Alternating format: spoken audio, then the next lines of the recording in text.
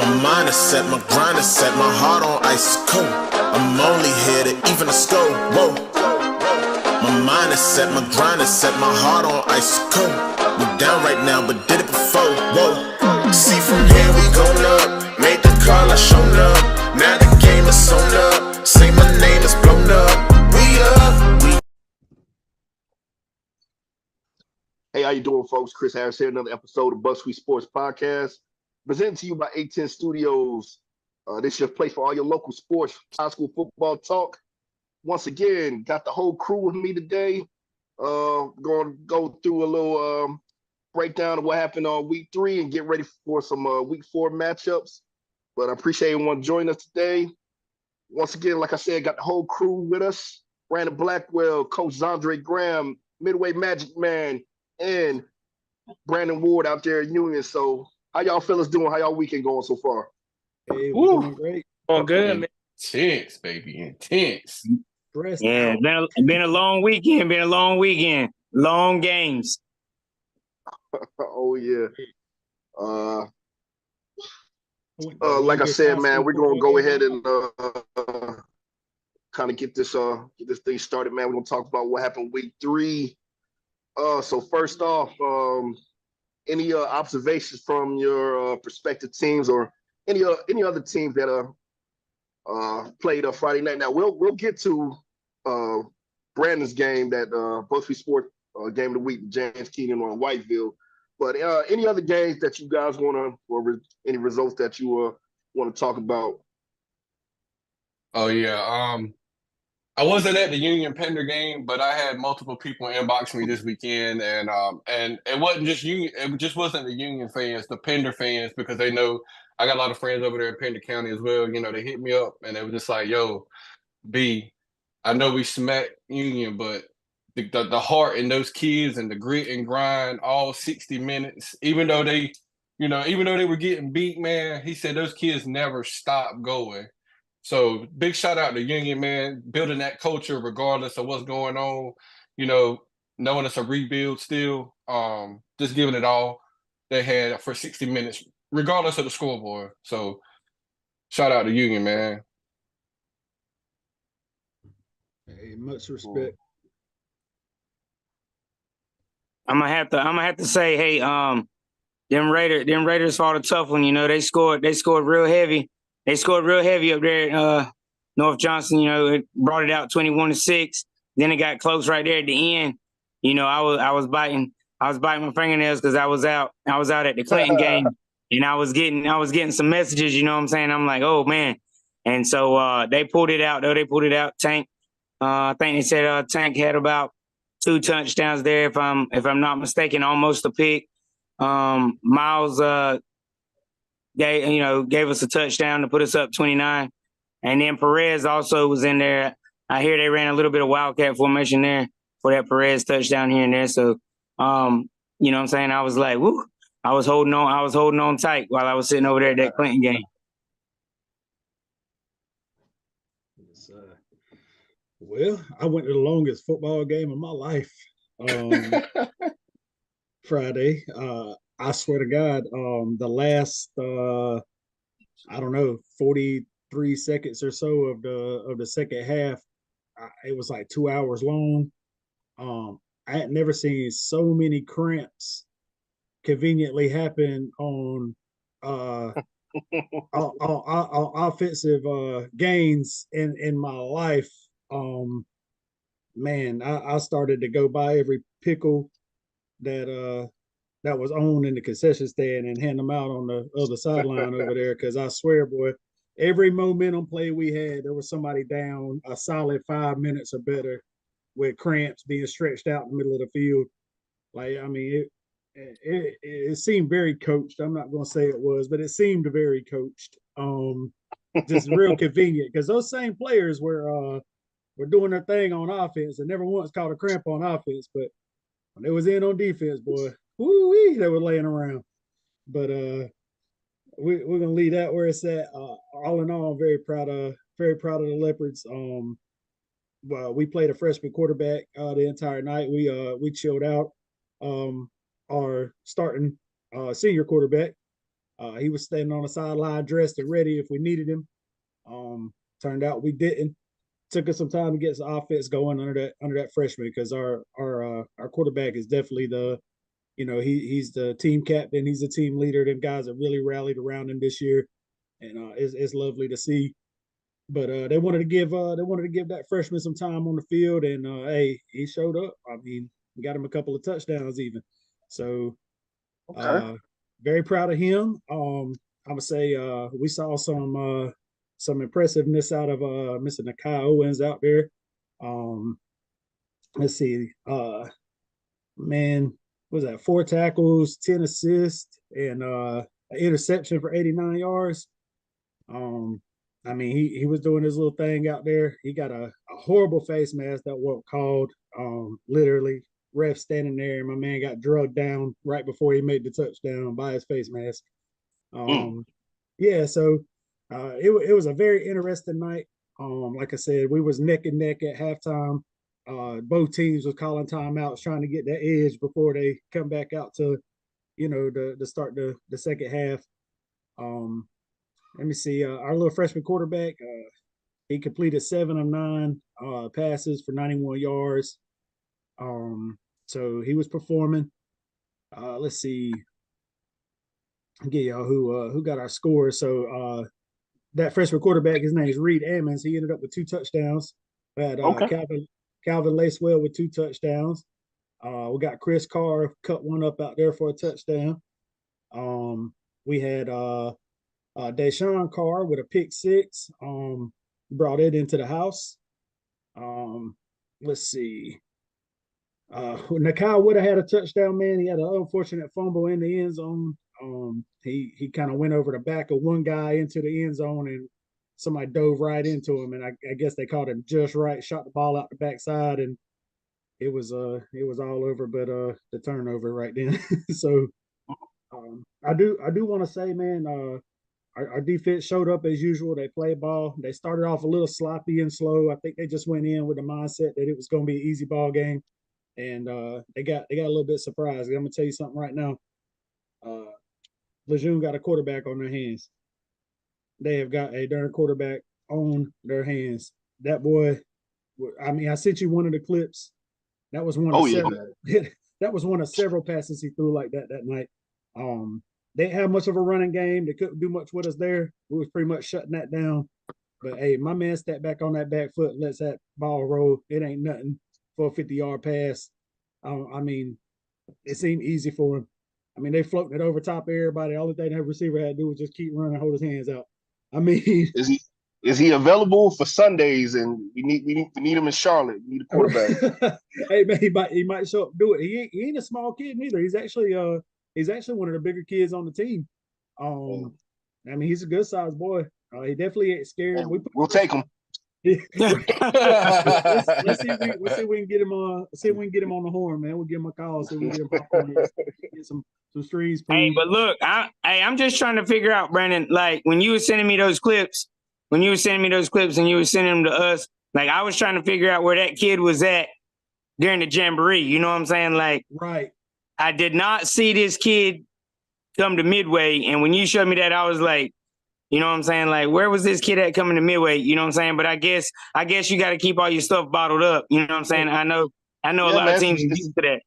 It's jamboree, man. You got to keep it nice and vanilla, man. You don't want to let all your secrets out. Nah, I'm trying to have a whole McFlurry if I'm coming out to a jamboree. I'm trying to tell you everything I got. Yes, sir. Hey, and I'm telling you, man, that joker, that was, like I said, that was one of several. I recorded a majority of the game on my phone, and now, of course, the film's on Huddle. I could get it as well. But dude, I'm telling you right now, if somebody's not looking at that kid, it's a shame. Even our defensive coordinator, when we were leaving the field, like when we were leaving, I was talking to him after the game, and he was just talking about how we started off kind of sloppy. It took time to get going. They guys' heads was in the right place to begin with, and then they realized it was a fight. Well, they better be glad they realized that when they did. But I mentioned that quarterback, and he said, that's one of the best high school quarterbacks I've seen in a long time. And I mean, that says a lot. Coach Simpson's been around football for many, many years. He's just coming back to the scene with Lakewood here recently, but I mean, he's been around football for a minute. So for him to say that, I mean, that speaks volumes. I wish nothing but the best for that kid. I think he threw for like 418 yards that game. So yeah, he's got something special, man. I hope there's some eyes on him. I'm gonna try to get something worked out, man. I'd like to talk to him. Seemed like a good kid. Number three, Connor Shea, Yep. quarterback for Lejeune. Yeah, we can keep it moving, man. Coach Graham, what was y'all doing out there, man? I see y'all got y'all a nice W over Red Springs out there Friday night, man. The rest they were not trying to allow our defense to score no points. When I say we had three defensive touchdowns taken off the board, they kept one. They said the quarterback was down when he wasn't even down because the defensive end, when he tackled him, he was on his stomach and the ball flew out. Scoop and score, nope, they take that off. We had 2 scoop and scores that they took from us, but other than that, the game should have been a lot more. We should have beat them by a lot more points. Giving all respect to them, given they did have, TJ, God have mercy, if they don't have them 2 holding calls, he probably had 200 first half. I'm not probably really, because he took one from, I want to say, their 30 tunnel screen, took it to the house. Bro, like 6 tackles, like 3 people took it to the house, called it back for holding. But other than that, it was a good game, overall. And then at the end, near the end, their quarterback got hurt. Their starting quarterback got hurt. They tried to punt it, and then they tried to call roughing the passer on us because they tried to say our player. No, they called targeting because they said our player lowered his helmet. But I'm like, how can he lower his helmet on a quarterback that's in his chest when he made the tackle? That was another scoop and score they took away from us. But other than that, we had a young guy. I want y'all to keep an ear out for this name, Nikolai Lambert, corner, class of 2027.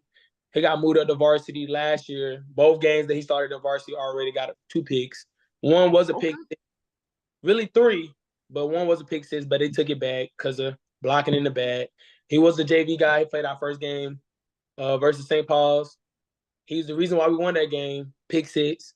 So long, lanky corner, very, very well disciplined, listens very well to his coaches, puts everything together. So now got to get weight on him now. And then from there, hey, it ain't nothing but sky but the limit for him. But other than that, it was a good overall game. My voice may sound a little harsh because, I was up in the box yelling. My play too much I'm not on the field to where me being in the box. But other than that, it was a good game. Our guys came out, competed. Given injuries has been derailing us on that front 7, like literally killing us. We probably had in the past 2 weeks 6 ACL tears. Wow. Yeah, like literally, we fought lives. We shorthanded, literally shorthanded. But for us coaches, it's always coach for the next guy to come up. And then we had our safety that had 3 touchdowns against Fairmont, broke his wrist, clean break. He out for 6 weeks.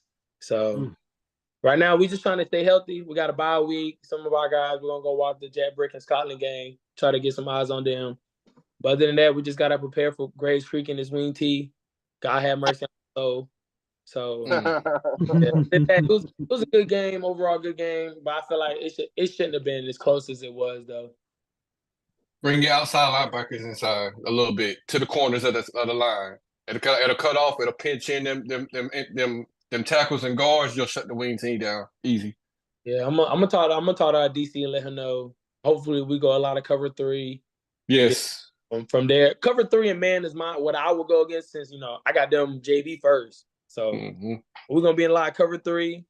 D-line, we slanting and angling. We gotta get them O-linemen to catch them off guard. We gotta hit gaps, and that's all that. We just gotta make tackles. I say our biggest thing is just making tackles, breaking down, And the DBs are going to have to stay home. They can't. They're not going to be able to over pursue because if they do, it's to the house every time. Some corners is coming downhill. Yeah. So, but it sounds like you dealt with a lot of what we dealt with out there Friday, man. We had Dontavius Smith. He returned a punt like 80+ yards for a touchdown. Late flag, caught it all the way back to where he originally caught the ball at, blocking the back. We intercepted a ball, and the dude was in the air. Our dude was in the air, and our other safety came through and clean hit, shoulder to the chest, helmet across his shoulder. They called helmet to helmet, ejected our man from the game, and he can't play next week. Oh, jeez. So, I mean, yeah, we was dealing with it out there, man. We was definitely going through it. We was playing 13 at the time, so it was a lot of fun, man. It was a long game, I tell you. I know I got some gray hair. Yeah, and then the thing that sucks is all our players that's been getting hurt, all seniors. So Oof. Yeah, that's it's killing us. It's not even like they all pivotal players, like nose tackles, D tackles, D ends, backers, receivers, running backs. I'm like, oh my God, You sound like he's stupid right now. Yeah, we can't catch a break. So right now we just trying to take this week, get healthy, and prepare for Grace Creek. Hey man, hop in the chat, send us a list of names, man. We'll definitely keep them in our prayers. I got you. Appreciate you. So good segue to Brandon, man. Brandon had the Bub Sweet Sports game of the week. James Keenan hosting Whiteville, two undefeated teams. Big time 2A East matchup. I know you were there in person. I was watching on video.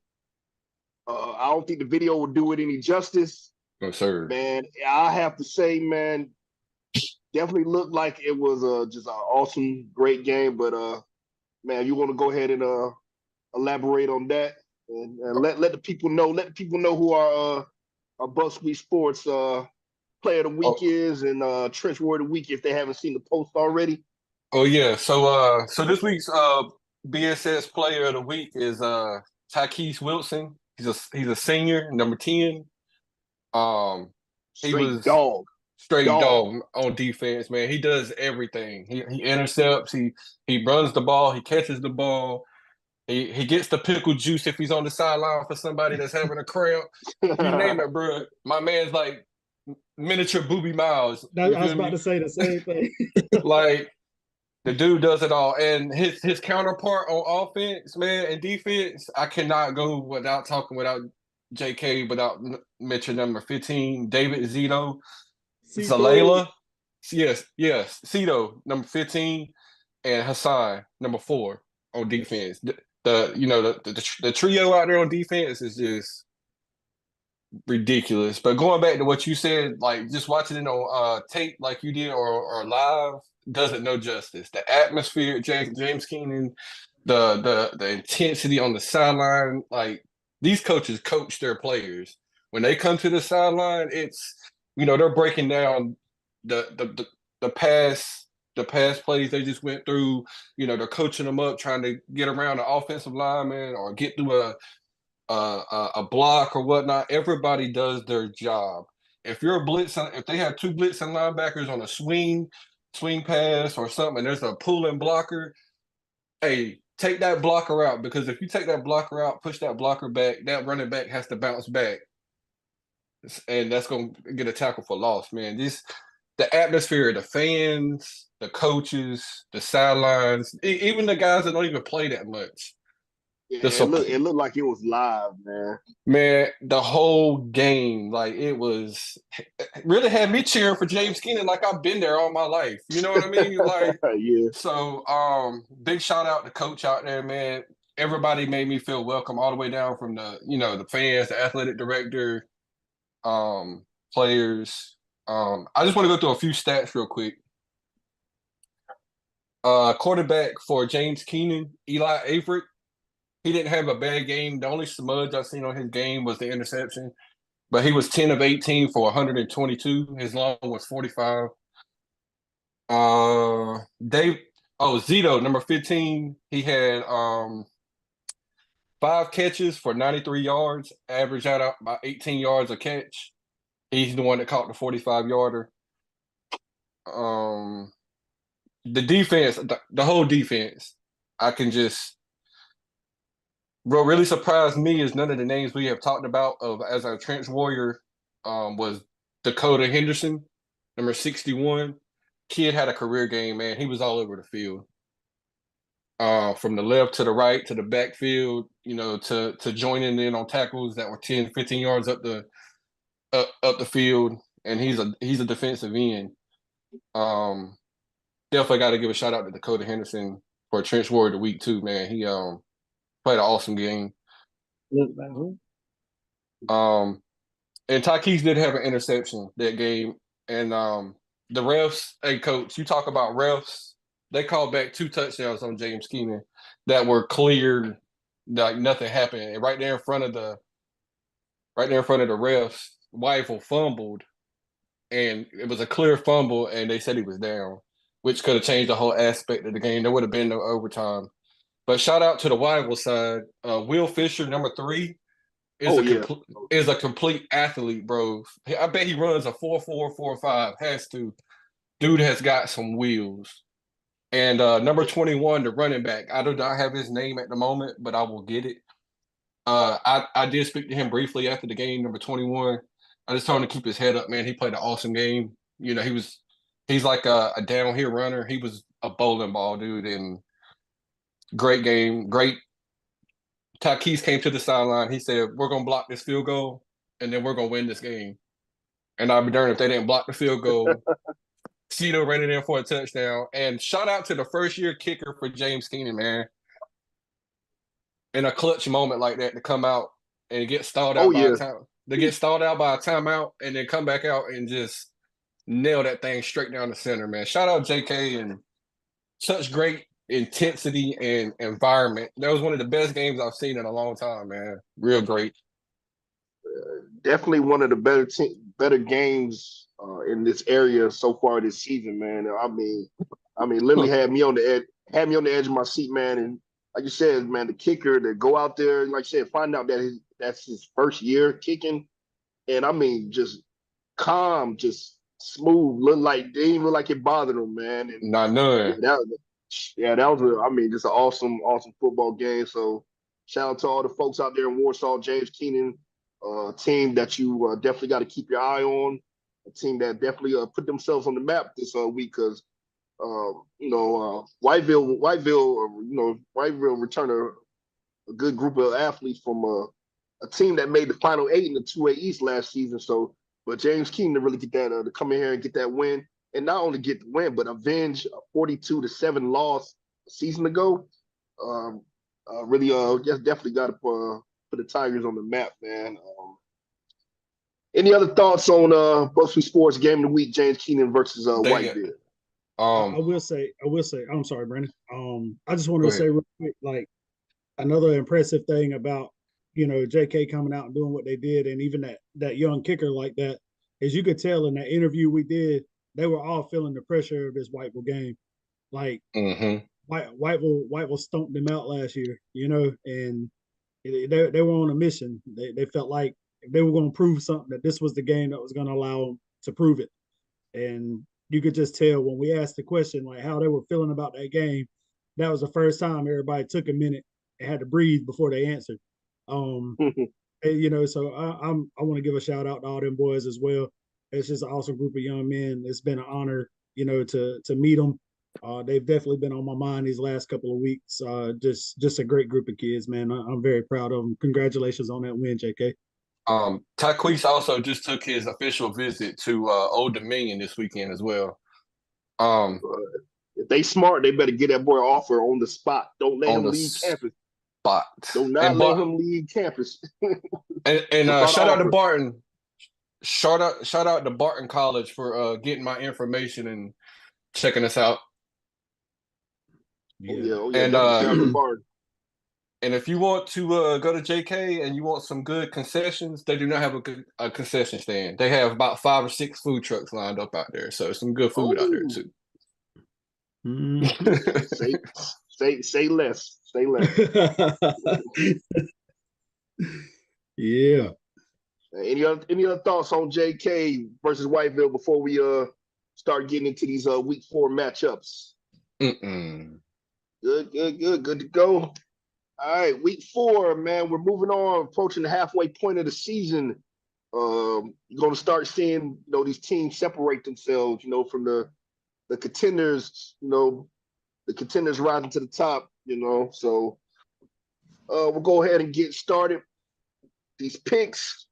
We'll start off with another local game. Got the Clinton Dark Horses coming in at 0-3, taking on those same Whiteville Wolfpack at 2-1. Like I said, Whiteville just coming off a really tough loss to JK in overtime. I'll go ahead and we ain't gotta wait. We ain't gotta wait for me to make my pick, man. I'm gonna go ahead and make my pick right now, man. Definitely go on. I gotta go Whiteville in this. Right now, Clinton just ain't got it, man. We've been outscored 144-0 in 3 games, which is unprecedented.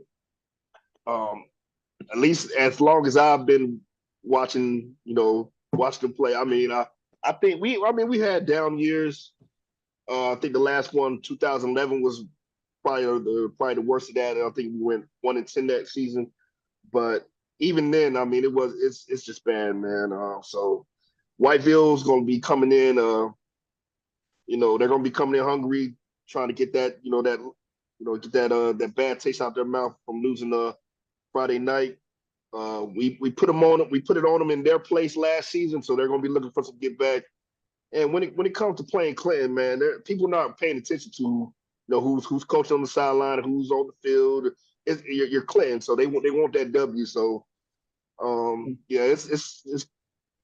going to be about the same as it's been the first 3 games. So give me Whiteville in a blowout. I'm taking Whiteville. Whiteville. What the? Yeah, I imagine that's the perfect mask, man, because it's going to get scary in Dark Horse Stadium Friday night, and not for the visiting team, unfortunately. Well, and even more fitting that it's going to be Friday the 13th. Ugh. Let me go ahead and say I'll go with Whiteville while I'm up here. They don't have an athlete besides Jaden Williams on Clinton to match number 3 for Whiteville. But they also got Whiteville has other athletes as well, but number 3 and 21 are going to have a really great day Friday the 13th. Career nights, mate. Career nights. Depending on how Coach Price is feeling. If Coach Price is in a generous mood, maybe he'll call off the dogs a little bit early on us. But shout out Jaden Williams out there in Clinton, though, man. Hey, we got to shout out number 58. He had some big tackles Friday night. He was in there sucking them up. But like you said, you got 15 and 58. You got to have more help besides 15 and 58. Yeah, absolutely. And look, if anybody's getting upset about it, look,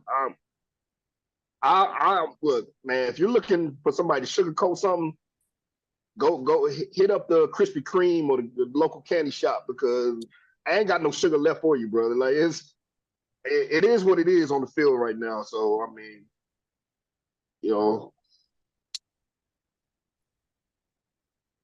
everybody Coach, did you make a pick yet? Yeah, I got trust Whiteville by a lot. Quite a bit. All right, so that's Whiteville with the clean sweep in that one. All right, moving on to our next game. Union Spartans homecoming. Union will be hosting South Columbus Stallions. Like I said, man, love Coach Oates. Love what trying to build that program back up, but like I said, we're still not there yet, man. So let me get South Columbus in the route on that one. I also got South Columbus. Yep. Same right here. I got South Columbus. I'm like Chris. I love Coach Oates, man. I love everything he's about and everything that he's doing with these kids, man. I love my school. It's like I said, man, it takes time to rebuild. And when you're rebuilding with a solid foundation of 15 freshmen and the grit and grind that they show every week, and I'm getting messages from other teams, fans, saying that they're gonna be tough in a few years. That's why I feel the same way. But this week I just see South Columbus winning. So everybody got South Columbus in the sweep on that one. This next one I feel like should be a pretty solid football game, man. And I'm actually really curious about this one. We got Wallace Rosehill, fresh off a tough loss down against Wilmington Hoggard. They'll be taking on the Pender Patriots. Yeah, like I said, man, I'm real curious about Pender. Check them out, man. Got just a big bowling ball of a freaking running back, man. Jeremiah Johnson, is that his name? Yes, sir. Yes, yes sir. That's his name.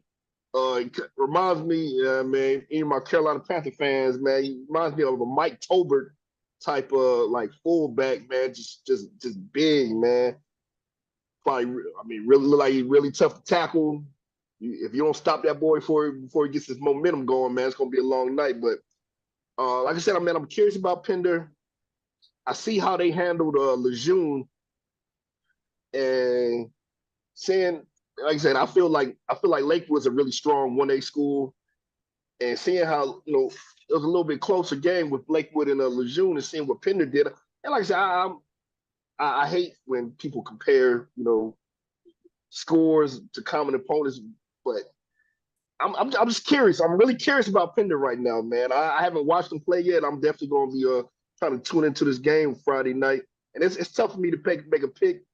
Wallace has lost to two really good teams, 3A Havelock team and a 4A Hoggard team. Looking at what Wallace did to him last year. But like I said, I'm real curious about Pender, man. Pender's the home team in that one, I believe. I think I'm gonna roll the dice and go with Pender, man. But that's definitely a game that I'm gonna be that's a game I'm gonna be checking out, man. That's what I'm really interested in to watching and seeing exactly what these Pender Patriots are about.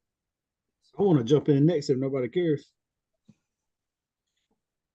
So I'm gonna go with Pender on this one too. And I'm kind of the same boat with you, Chris. They just piqued my curiosity, and seeing the way that they handled that passing game, because that's about all Lejeune got is that passing game. Mm-hmm. And I know when Wallace was going to face Hoggard, and I picked Hoggard, everybody said, well, Hoggard just lost to a team that threw a lot of passes, and Wallace got a better quarterback and a faster quarterback, and we know Wallace has a really good running game.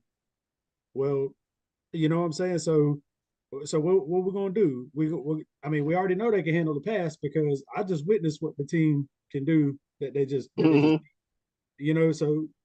that's gonna put everything on the ground. And I know Pender's a good sized school, and I know they got some athletes out there. So I think it's gonna be a lot of fun. I think it's gonna be a good one. But I'm gonna roll with Pender on it. Okay. Just a few things real quick. I'm rolling with Pender. But when you got 13 seniors and 6 juniors,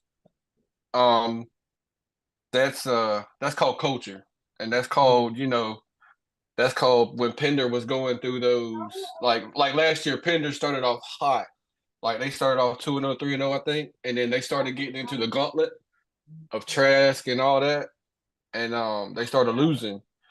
All those guys were juniors and sophomores. So now they're all juniors and seniors. So they have a bunch of great fast corners, and they have a 3-headed monster at running back. They got 2 elusive backs, and then of course the one y'all were talking about, the bowling ball, number 21. Pender can air that thing out too now. They from back in the day till now. So I'm gonna have to roll with Pender on this. Shout out to my Wallace crew though. Nothing against those kids. Nothing but love, man. Nothing but love to Wallace, man. It's just, we're speaking football, baby, and I think Pender's gonna take it this week. I think they're just outmatched in speed. I think it's gonna be a high scoring game though on both sides. And just remember, anybody that don't like what we say, you only got one thing to do: make us wrong. Right. Make us wrong. When we're wrong. Hey, but look, real quick before Magic makes his pick, man, I was looking at Johnson's his rushing stats in 2 games now. In 2 games, he's got 443 yards.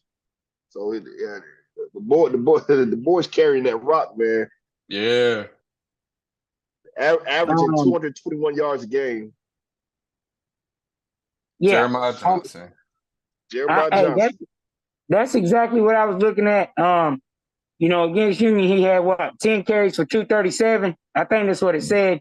That's what I was looking at. But you got some running backs on the Wallace side too, and Bubba Lamb and Irvin. You know what I'm saying? So, I like to roll the dice. You know what I'm saying? I like to roll the dice. I like to break hearts, and I'm gonna take these Bulldogs. I'm not worried about them 13 seniors and them juniors, because if you ain't got that heart, guess what? Them dogs is out, baby. Them dogs is out. Them Patriots got them muskets, baby. Hey, it'll be Put all them right. dogs down. Hey, it'll be all right. You got to reload them muskets, baby. You forgot. That ain't an automatic. Let's go, Hey, dogs. look, Magic, man. A team like Wallace, you're not really rolling the dice. You know what I'm saying, man? But like It's I a said, toss-up, man. No one will be surprised if Wallace Rose Hill goes in here and just blows the doors off, man. Because I mean, like I said, with Irvin Brown and them boys, I mean, They yeah, definitely like I have the said, capability. I wouldn't put it past them. But man, like I said, I'm really curious about Pender right now. So They definitely see what they. I want to see what they do, man. When I was talking about the defense for Pender, man, their corners have a combined like 5 interceptions in three games already. Jordan Hensley, matter of fact, great kid, come from a great family. I mean, the Hensley family's deep, man, a deep line of athletes. So that's definitely a player to look out for on the defensive side for Pender. Jordan Hensley. Oh, and quick correction, man. It looks like they're traveling to Wallace. So Wallace gonna be the home team. No, they don't. What? I don't know. Them dogs is out, baby. Them dogs is out. Might change my pick. I'm just playing now. I'm gonna stick with Pender, man. That could definitely change things, because that's a tough environment to go into now. Yes. Dog Like I said, Wallace has the capability to do whatever they want to do. It's just going to be who showed up and brought the whole bag. You know what I'm saying? Right. Don't let me down, Wallace. Don't let me down. Everybody make a pick on that one. No, Not I got. We got coach. I got Pender in a tough fight. I got Pender all the way. Yeah, it's gonna be a shootout for sure. It's gonna be a shootout, so I got Pender winning that. All right. Moving on to our next game. Might as well go ahead and skip this one. Breaking into going south of the border, Marlboro County taking on Conway. Big time win for Marlboro County this last week. Going into Scotland and coming away with the W, man. 3-0. This is a team that went 3-7 last year. Already matched their win total. Big time win. Fans down there seem really, really excited, really behind the team. So which is awesome to see, man. So shout out to Corey Johnson and his staff. Talk to a good guy I know, man, Jake Smith, for my Clinton fans. Raheem Skinner's uncle. He was out there at the game, man, and he was talking to a couple of Marlboro County fans, man. They found out he was from Clinton, and all they said was they shook his hand. They said thank you. So, wow. Yeah, that's that. But no question, man. I'm going Marlboro County in this one, man. Corey Johnson and company continue to roll. Well, I already told y'all where I am for the year. Go ahead and keep it moving. I'm gonna go Marlboro County. I'm going Marlboro County because I don't know much on Conway except for the country singer. Mr. Quiddy. Yeah, I got Marlboro winning that. Yeah, Marlboro. All right, Marlboro County with the clean sweep. Well, we already knew that. Our boys up in Southeast Raleigh got a bye week this week, but just want to speak on them real quick, man. That's a team that's really starting to gain some momentum up there in that area. Mm-hmm. So definitely a shout out to Coach EJ Campbell, and a friend of the program, Sanford County native assistant coach Brandon Simmons, and Southeast Raleigh. They scored another big victory Friday night, winning 28-0 over Wake Forest over Wake Forest. So they're heading to their bye week 3-0, man. So shout out to them. Our next game, man, we got East Duplin versus Croatan. Before I go into the pick, man, let me give a shout out to East Duplin's radio broadcast team. They were, they were talking, speaking on Bus Sweet Sports Podcast, talking us up, man. So we really appreciate that, spreading the word, getting the fans a little information about us. So really appreciate them. One of the guys, I know he follows the page. He comments a lot. Ryan. So shout out to Ryan, and the other guy's name, I think it's Gino Kennedy, and I believe his son played on that state championship team for East Duplin a couple years ago. I think he goes to Barton now. So shout out to them, man. Appreciate y'all showing love to the podcast. East Duplin comes in, man. Tough loss to Richlands, which I heard was the first time Richlands beat them in 17 years, that's crazy. What I was reading. Since Mario, right? It's been a long time, man. So that's that for my my 2A East fans. They know about the old school, East Central Conference, man. Used to be just stacked with talent. So East Duplin Richlands, long history rivalry there, but Richlands came in and shut them out. East Duplin's banged up, man. They're banged up. The running back, Mr. Davis, he gave it a go Friday night. I think they said he was probably about 60-70%, but still tried to tough it out and play. But you could tell, they're just banged up, man. Kind of like what Coach was talking about with his team, man. A lot of injuries to key players. So Crotan's coming into this one undefeated. My pick, man. I'm gonna go with East Duplin on this one, man. I feel like I'll see the boys Battle Holly gonna make the adjustments, and they're gonna get right this week and hand Croatan their first loss of the season. Look, man, I love East Duplin, man. Battle Holly is such a great coach, man. It's hard having a team that's banged up like they are right now and trying to get back on track, and then you have to go to East Duplin's home. Okay, well, Croatan's only allowed 6 points in 3 games, and they pitched 2 shutouts. So I'm gonna have to roll with Croatan this week. Maybe when East Duplin gets stuck, get some of their firepower back, and I know a couple players don't make a team, but they help it. If you're missing a couple eggs out of the batter making a cake, the cake ain't gonna be a cake. So I'm going with Croatan.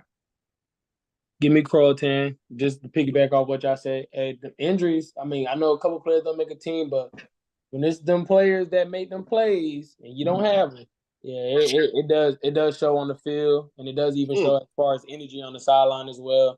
So give me Croatan keeping their perfect record going 4-0 this week. Magic, it's on you, man. Did you make a pick? Man, I'm going with East Duplin. Why you looking at me like that, Brandon? Brandon Ward over there looking at me like I'm crazy, but guess what? I'm going East Duplin. The Panthers all wait. My man, Magic looking for brownie points. My man would say he's tired of being the bad guy. I'm a rock with East Duplin, man. I'm a rock with him. Thank you, Brandon. Got time. Yeah, I'm a rock with him. I know the possibilities. We all do, but at the end of the day, we got to go play football. And at the end of the game, that's when we're gonna know the score. I'm gonna say you coming to East Duplin. They know what's up. They know what they got. Tough atmosphere. They got a whole week to make adjustments, man. Let's hope they make the right decisions and everybody is in the best place for them, and they pull it out this year. Or this week. I'm gonna go with them. When it comes to football, you got to bring that thing that's on the left side of your chest. That's it. That's right. Yes, sir. All right, everybody made a pick on that one. Our next game, man, we're traveling up to Guilford County. And one of our biggest surprises of the season, man, Western Guilford coming into this game 3-0.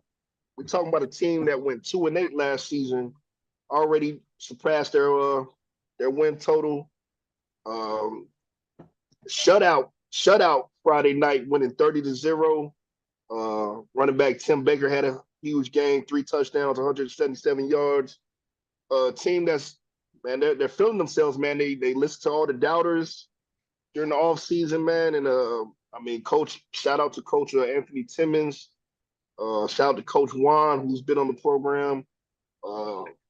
Doing a great job getting these guys ready to play each week, man. So tough game for them Friday night, though. Tough game. They'll be taking on also 3-0 Northwest Guilford team that really put it on them season ago.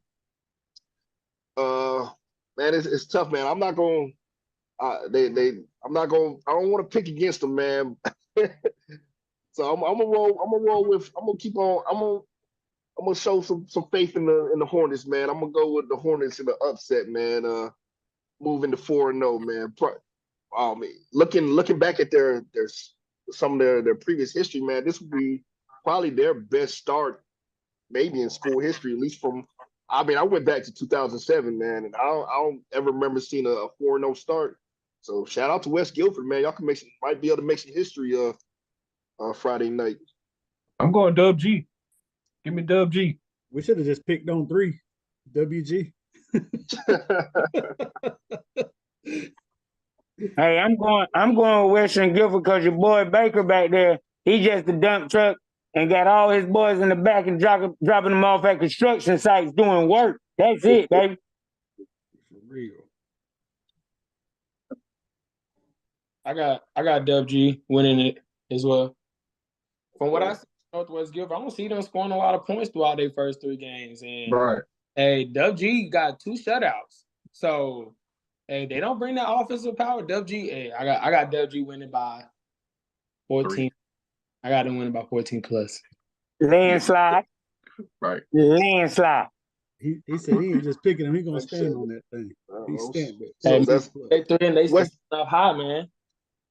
Western Guilford with the sweep in this one. All right, cool. Our next game, East Bladen Eagles taking on the James Keenan Tigers. Those hot James Keenan Tigers.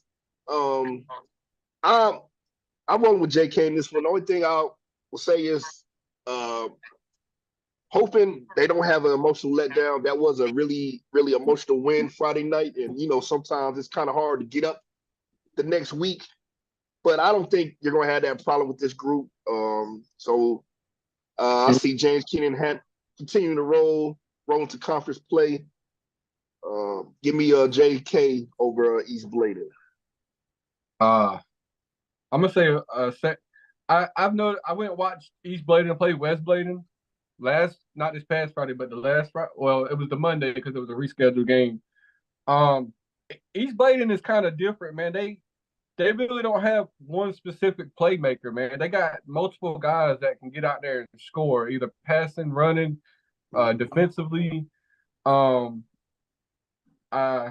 saying that they're gonna win. Shout out to my cousin though, Kewan Maynard. He's a junior quarterback, halfback, or running back and linebacker who plays different positions. But I still got my boys over there in JK, man. Just to piggyback off what you said with that emotional letdown. These guys, man, just the way they love their coach after the game, like they all try to squeeze in and hug this man to death.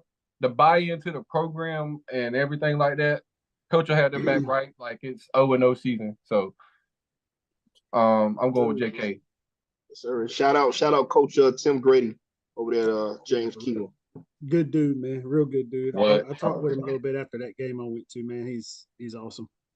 I'm also going to go with JK, and is based off, of course, what we've seen here, but also the spirit of them young men.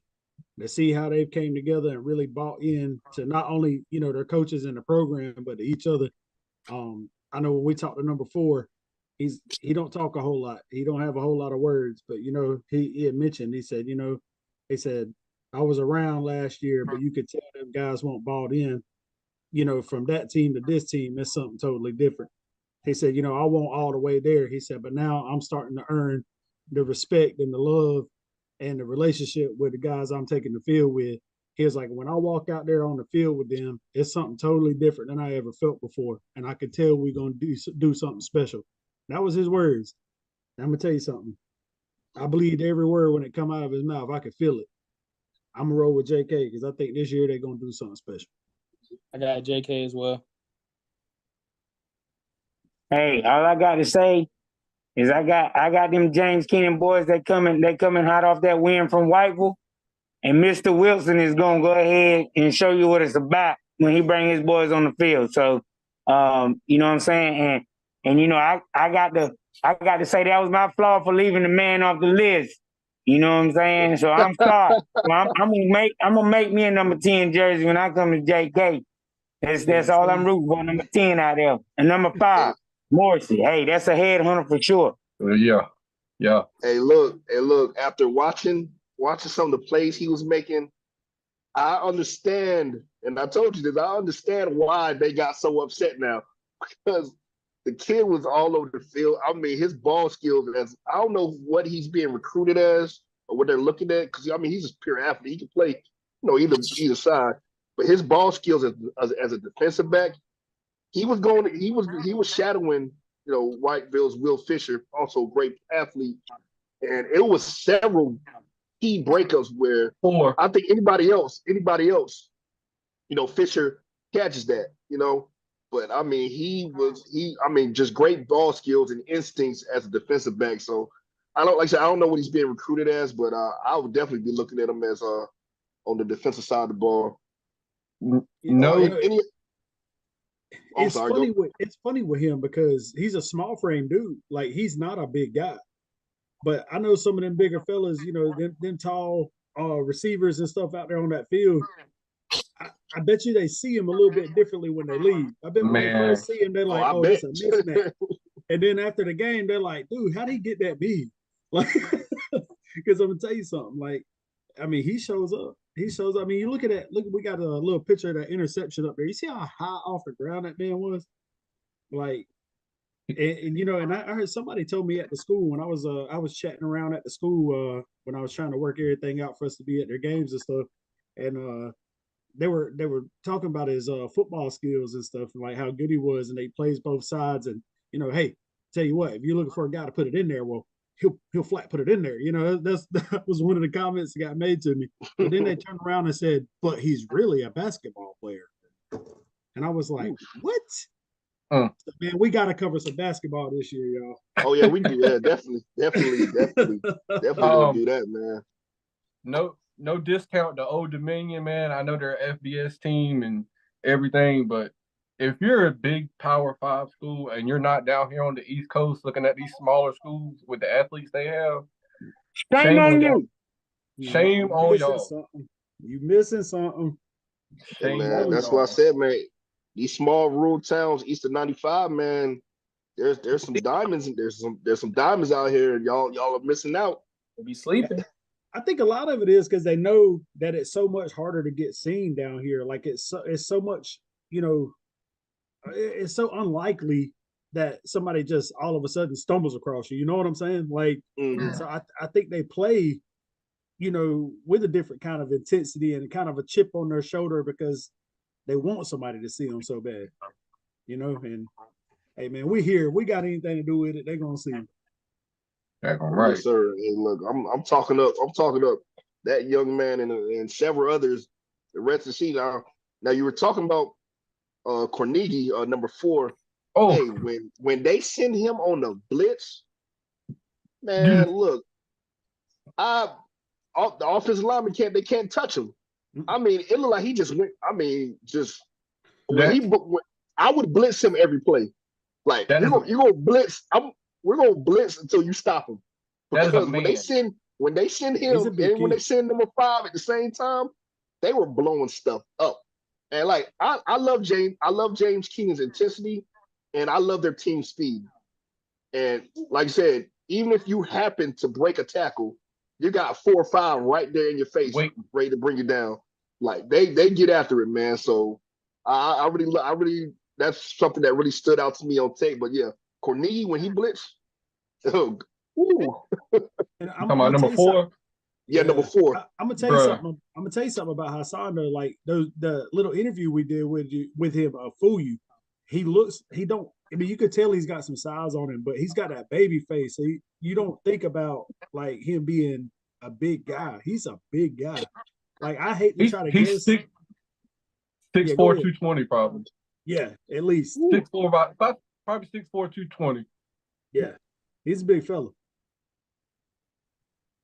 And that's a prototypical D1 linebacker size right there, man. Like you feel me? I mean, Mac Brown and them boys. If y'all don't get y'all butts down to Warsaw and check these kids out, man, come on now. For real.